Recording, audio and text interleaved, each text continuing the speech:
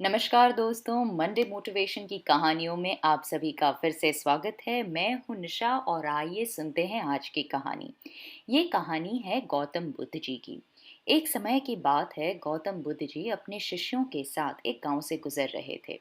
तभी रास्ते में काफी प्यास लगने पर उन्होंने अपने एक शिष्य से कहा कि पास के तालाब में से जाइए पीने का पानी ले आइए।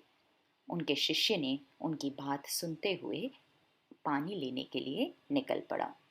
शिष्य जैसे ही वहां पर पहुंचा, उसने देखा कि पास के गांव की जो भी महिलाएं थी वो वहां पर कपड़े धो रही थी, जो किसान थे वो अपने बैल धो रहे थे।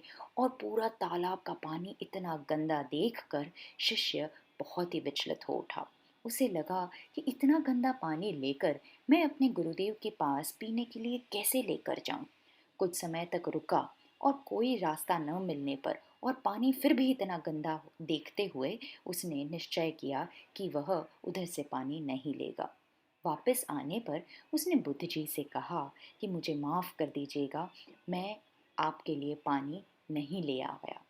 मैं इसलिए नहीं ले आ पाया क्योंकि वहाँ के लोग ने इतना गंदा कर रखा था उस जल को कि वह पीने लायक नहीं था। मुझे माफ़ कर दीजिए। गौतम बुद्ध जी ने उसकी बात बड़े ध्यान से सुनी और फिर कहा, कोई बात नहीं, अभी हम कुछ समय विश्राम कर लेते हैं। सबने विश्राम किया। आधा दिन बीत गया। विश्राम करने के बाद गौतम बुद्ध जी ने फिर से उस शिष्य से कहा कि अब तालाब का पानी स्वच्छ हो चुका होगा, जाओ अब जाके तालाब से पानी लेकर आओ। शिष्य ने फिर से पूछा, गुरुदेव, उसी तालाब से पानी लाना है? गुरुदेव ने कहा, हाँ बिल्कुल, उसी तालाब से पानी लेकर आओ। शिष्य ज्यादा कुछ कह नहीं पाया और पानी लेने के लिए निकल पड़ा। उसने देखा कि पूरा जो जल था वह स्वच्छ हो चुका था। आसपास में कोई भी नहीं था और पानी जो था वह पूरी तरह से साफ था। उसने उस पानी को भर लिया और मटके में भरकर वह वापस ले आया। पूरे रास्ते वह सोचता रहा कि यह जल स्वच्छ हुआ कैसे।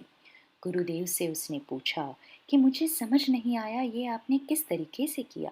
गुरुदेव, मुझे बताइए कि तालाब का पानी अपने आप स्वच्छ कैसे हुआ।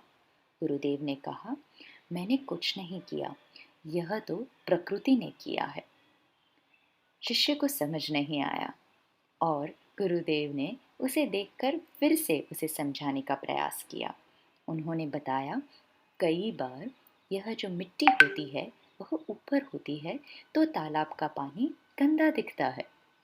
कुछ समय के लिए हमने जब यहाँ पर विश्राम किया, वह पानी को हमने शांति से स्वच्छ होने के लिए समय दिया, तो उसकी जो भी मिट्टी थी वह कुछ ही समय में नीचे बैठ गई और जो साफ पानी था वह ऊपर आ उठा। दोस्तों, यही तो बात है। कई बार हम बहुत प्रयास करते हैं, बहुत मेहनत करते हैं और फिर भी हमें जब रिजल्ट नहीं मिल पाता है तो हम भी विचलित हो उठते हैं। हमें लगता है कि हमने इतनी मेहनत की तो भी हमें उसका परिणाम इच्छा अनुसार क्यों नहीं मिला। तो दोस्तों, इस कहानी से हमने क्या सीखा?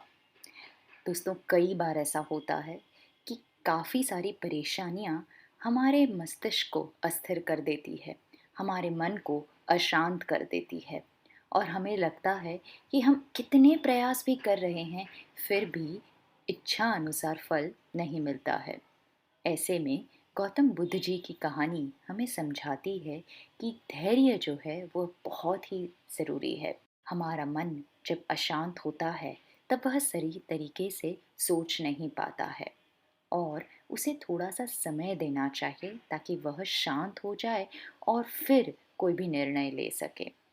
उसी प्रकार कोई भी सिचुएशन हो जो हमारे कंट्रोल से बाहर हो चुकी है तो थोड़ा समय देना चाहिए, अपने मन को शांत रख कर अपने संतुलन को फिर से पाने का प्रयास करना चाहिए, फिर अपने शांत मन से फिर से उस कार्य में जुट जाना चाहिए।